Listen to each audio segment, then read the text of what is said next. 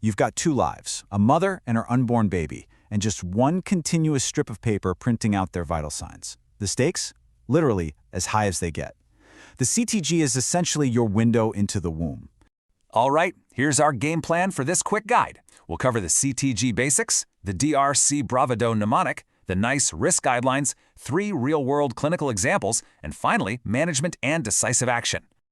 Section 1. Decoding the CTG Basics. Let's quickly review the actual mechanics of how we get this data. The setup here is actually kind of brilliantly simple. The mother has 2 belts strapped to her abdomen. The purple transducer uses Doppler ultrasound and sits over the baby's anterior shoulder. That's what picks up the fetal heart rate, which plots right on the top of the graph. Then the pink transducer goes near the top of the uterus, the fundus, and it measures tension on the maternal abdominal wall to record contractions. That prints on the bottom. We also give the mom a little button to press every single time she feels a fetal movement. It's a perfect tryout of data. Section 2, the DR C BRAVADO Mnemonic. This right here is your primary investigative tool. Okay, let's dive into the master checklist. If you want to avoid missing a crucial clue on a chaotic ward, you absolutely must be structured. You start by defining the risk. Is this a high or low risk pregnancy? Then you systematically check contractions, baseline rate, variability, accelerations, decelerations, and finally, you form your overall impression. Let's break down the biggest components here. Contractions and baselines. Let's actually start breaking these letters down, kicking off with C for contractions and BR for baseline rate. So when you're looking at the bottom of the trace, the tokometry reading, you're assessing how often the uterus is contracting. In a healthy scenario, you want to see about 4 to 5 contractions per 10-minute block. Anything more than 5, that's called uterine hyperstimulation, and it is a big deal. The uterus desperately needs time to relax between those contractions so oxygen-rich blood can reach the baby. If it's contracting too much, it can dangerously compromise the fetus. First up is the baseline rate. Now, a healthy fetal heart beats way faster than an adult's. The normal range is between 110 and 160 beats per minute. So if that baseline pushes above 160, you're looking at fetal tachycardia, and that is a massive red flag. It could point to fetal hypoxia, or even a maternal infection like chorioamnionitis. Pro tip, always check the mother's temperature if you see a high fetal baseline. Next, we look at variability. You actually don't want a perfectly flat line here. A healthy baby's heart rate constantly shifts up and down, beat to beat. A normal range is a variation of 5 to 25 beats per minute. Good beat-to-beat variability is fantastic news. It proves the baby has a happy, totally intact autonomic nervous system. Now, if the line goes flat with less than 5 beats of variation, the baby might just be taking a nap in a deep sleep cycle. But if that lasts longer than 40 minutes, yeah, you need to start worrying about hypoxia. Then we have the A, which stands for accelerations. You can think of this as the baby literally stepping on the gas pedal in response to movement or stimulation. For it to count as an acceleration, the heart rate has to jump at least 15 beats above the baseline and hold there for at least 15 seconds. Seeing these is fantastic. It is a super reassuring sign of a healthy, reactive baby. Okay, this part is crucial. The deceleration stable. We're moving to the letter D, and this is where we get into the most complex anomalies you'll need to diagnose. Consider this quick reference table the absolute holy grail of your study guide.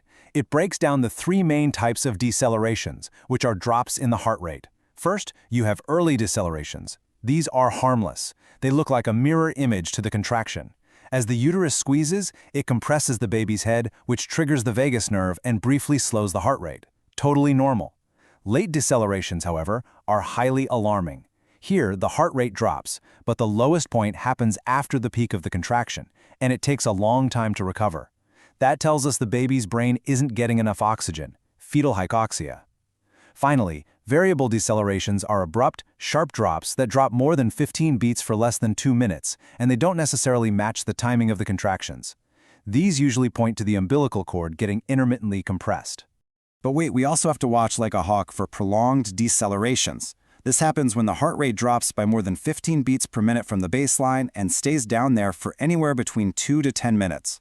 If the trace is down for that long, the autonomic nervous system is severely stressed, often from prolonged cord compression. This is always categorized as abnormal. So what happens if that heart rate crashes and just doesn't recover? You're dealing with severe fetal bradycardia. When this happens, you have to initiate the rule of threes immediately. At 3 minutes of bradycardia, you call for help. At 6 minutes, you move the mother to the operating theater. At 9 minutes, you prep for delivery, and by 12 minutes, 15 minutes absolute maximum, you deliver that baby. This lightning-fast timeline is exactly what saves a baby from irreversible brain damage, also known as hypoxic ischemic encephalopathy. Moving to Section 3, the NICE Guidelines Risk Classification. Let's take those raw findings and plug them into our threat matrix. This table right here is your absolute gold standard, straight from the NICE Guidelines. For every single feature, baseline, variability, and decelerations, you have to classify it as reassuring, non-reassuring, or abnormal. For instance, a baseline of 110 to 160, reassuring. If it dips to 100 to 109, that's non-reassuring. Plummets below 100, abnormal. You run that exact same categorization for variability and decelerations to map out exactly how much danger the fetus is in. Once you've categorized those features, you lock in your overall impression. Everything reassuring, the CTG is normal. Just one non-reassuring feature, it's suspicious. But if you hit 2 non-reassuring features, or even a single abnormal feature, that CTG is pathological. And hey, if the heart rate drops and stays down for more than 3 minutes, that requires urgent intervention right then and there.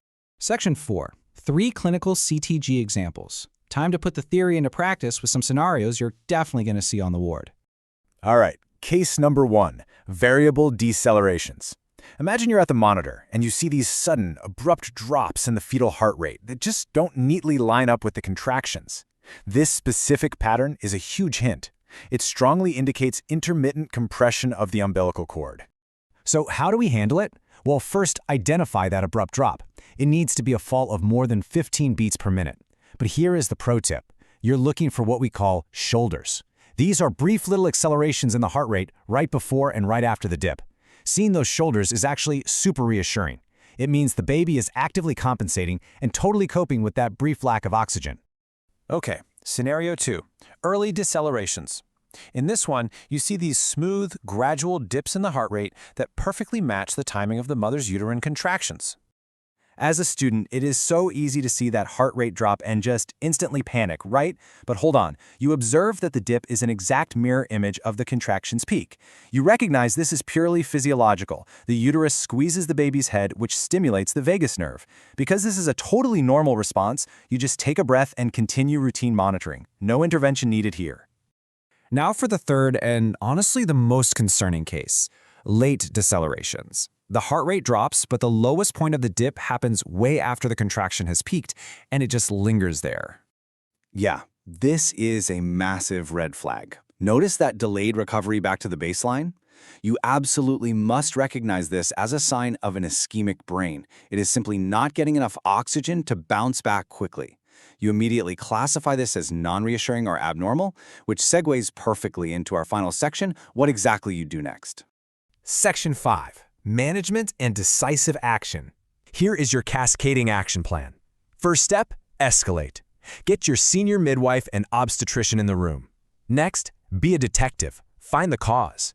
Is the uterus hyperstimulated from too much oxytocin? Does the mom have low blood pressure? Try some conservative measures first, like rolling her onto her left side or pushing some IV fluids.